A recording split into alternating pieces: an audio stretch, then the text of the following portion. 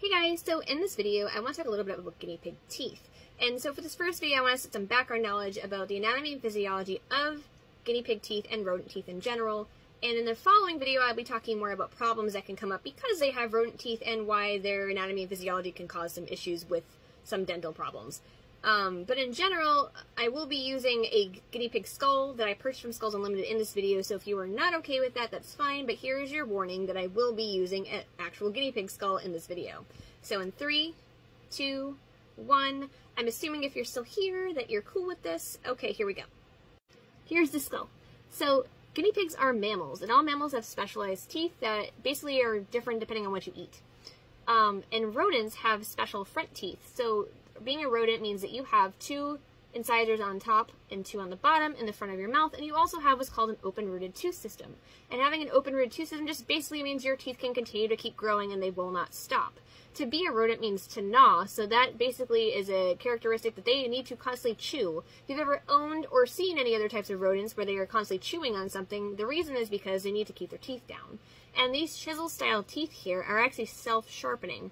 And the reason that they are able to do that is because the front of the tooth actually has hard enamel, and the back actually has soft dentin, which is why you get this curvature here, and also allows them to sharpen their teeth down as they chew on stuff. So these front teeth generally don't get too long unless there's an issue, but their molars also will grow continuously as well. It's not just their incisors. So if we think about other animals that have this style of teeth, other rodents include things like mice, rats, gerbils, hamsters, degus, chinchillas, other guinea pigs, capybaras, porcupines, beavers, prairie dogs, things like that. They're all part of the rodent family. No, not to get confused with rabbits. Rabbits are actually not rodents. Rabbits are lagomorphs, which just means that they have 4 teeth in the front on the top instead of just the 2.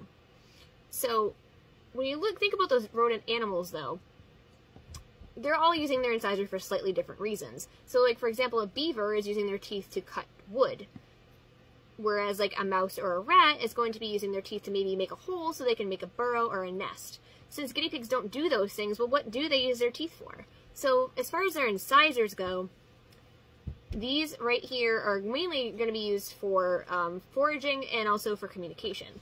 And their molars are something similar. So their front teeth, basically for a guinea pig, are kind of used like fingers. They're going to be used to tear and pull and grab food, because we know that guinea pigs' lives surrounded by food, and that's just their lives. So they're going to be using a lot of their teeth for that purpose.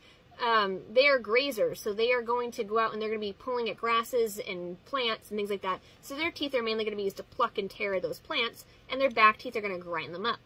So, and also they use them for communication. So on top of just being able to attack and defend with these things, which please never do, because all the force of these jaw muscles right here going right into your skin is not a fun feeling. They are also using them for communication. So if you ever heard a guinea pig teeth chatter, that's going to be their front teeth sound. And if you've ever seen a guinea pig slightly agitated, you know they grind their back teeth. You may not hear it, but you can see it. So they're using their teeth also as a form of communication, because they are social herd animals and they do a lot of different vocalizations and communication efforts. So their teeth are one of those things. So we're going to open up the skull now and we're going to look at their molars. So because guinea pigs are grazers, they're going to have flat, ridged teeth that are going to help grind their food down. Whereas like a mouse or a rat, because their diet more includes seeds, they're going to have more raised molars because they're going to be able to break the seeds open. Which is why we don't generally give guinea pig seeds, because they don't really, on top of not just being generally healthy for them, they don't really have the teeth to open them. So we're going to look at them. So they have 2 sets of molars. They have a premolar here, which is slightly longer, and then they have 3 flatter molars here. But if I run my finger across, this is entirely flat. It looks really grooved when they go like this, but if you run your finger across it, it actually is flat. But the reason it looks grooved like this is because it's at an angle. Those grooves help them break down their food. So in a guinea pig, their bottom molars are actually pointed towards one another, where their top molars are actually pointed away. So when they have their teeth together, they're actually doing a perfect grind. And we'll talk a little bit more about why this is an issue, but if you look, you really can't see their molars here. And if you have a guinea pig, you know that it's almost impossible to see their molars without going to the vet. And the reason is why is right here. This is called the diastema, and it's just a gap between their front teeth and their back teeth, but what sits there is their cheeks, and it is 100% in the way of seeing their molars. So in order to see their molars, you actually have to, when you go to the vet, they'll open their mouth and use like an otoscope or something similar to go inside the mouth here to be able to see inside of their teeth in the back. Because they can't get past the fatty cheeks. They're in the way. But this is just, again, like background knowledge about guinea pigs' teeth and their mouth.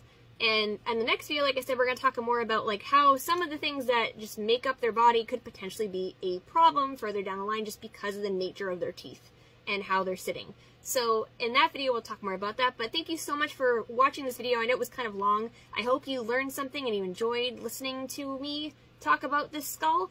And thank you, and I hope you guys have a great day.